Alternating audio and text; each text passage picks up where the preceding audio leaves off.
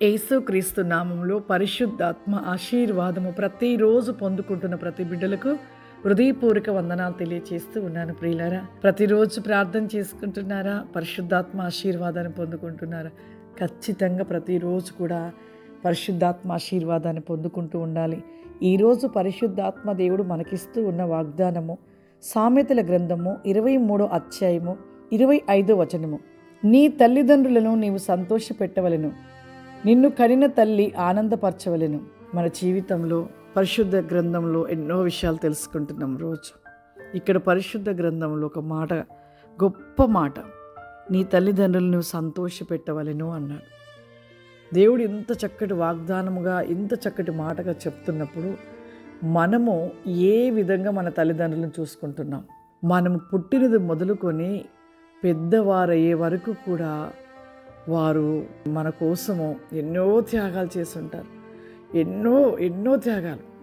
కానీ పెద్దవారయ్యి పెళ్ళి అయిపోయిన తర్వాతకి మనసు మొత్తం మార్చబడిపోతుంది. మరి కుటుంబాలను బట్టి తల్లిదండ్రులు చూడలేకపోతున్నారా? భార్యను బట్టి తల్లిదండ్రులు చూడలేకపోతున్నారు. అది మనకే గ్రహింపు రావాలి. అంత కష్టపడి పెంచి పెద్దవారిని చేసిన తర్వాత తల్లిదండ్రులు చూడకపోతే వాళ్ళకి ఎంత దుఃఖము, ఎంత బాధగా ఉంటుంది. వారి యొక్క మనసు ఎంత వేదన చెందుతూ ఉంటుంది. అందుకే పరిశుద్ధ గ్రంథంలో తెలియపరుస్తున్న మాట, నీ తల్లిదండ్రులను సంతోషపరచపెట్టవలెను అని ఉంది. మరి మనం ఆ విధమైన స్థితిలో లేకపోతే ఆశీర్వాదాలన్నీ కూడా కోల్పోతాము. తల్లిదండ్రులు సంతోషపెట్టే వారిగా మనం ఎప్పుడైతే ఉంటామో అప్పుడు ఖచ్చితంగా మన జీవితంలో ఆశీర్వాదాలు దేవుడు మనం దీవిస్తాడు, ఆశీర్వదిస్తాడు. మన పిల్లలు కూడా ఆశీర్వదించబడతారు.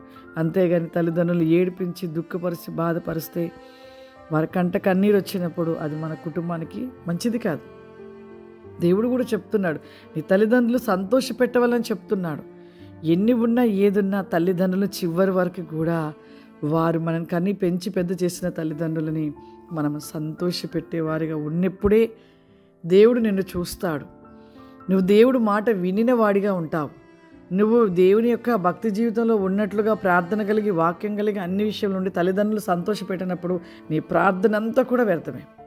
నువ్వు తల్లిదండ్రులు సంతోషపెట్టినప్పుడు ఇంకా ప్రార్థన చేసి కూడా వ్యర్థమే. తల్లిదండ్రులు దుఃఖపరిచే వారిగా మనం ఉండకూడదు. వారిని సంతోషపెట్టినప్పుడే దేవుడు కూడా మనల్ని సంతోషపెడతాడు, ఆశీర్వాదాలు ఇస్తాడు. ప్రార్థన చేసుకుందాం. సర్వశక్తివంతుడా, దయగల తండ్రి, నీకు వందనాలు చెల్లిస్తున్నాను ప్రభువా. ఈరోజు నువ్వు ఇచ్చిన వాగ్దానము నాయన, తల్లిదండ్రులు సంతోషపెట్టుట, ఆనందపరచుటను సెలవిచ్చావు. నిజమే తండ్రి, మిమ్మల్ని కరిన తల్లిదండ్రులు సంతోషపెట్టుట అట్టి వేకమైన ఆశీర్వాదము నాకు అనుగ్రహించబడుతుందని సెలవిస్తున్న దేవా, ఈ యొక్క ప్రతినేకం అతి క్రోస్టీ లాస్తిమే తండ్రి ప్రోగ్రాం చూస్తున్న ప్రతి బిడ్డలు ప్రభా, వారి తల్లిదండ్రులు ప్రేమించి సంతోషపరుస్తూ వారిని ప్రతివేకముగా సన్మానించుటలో ప్రతివేకముగా నిలిచి ఉండి కృపను దయచేయండి అయ్యా.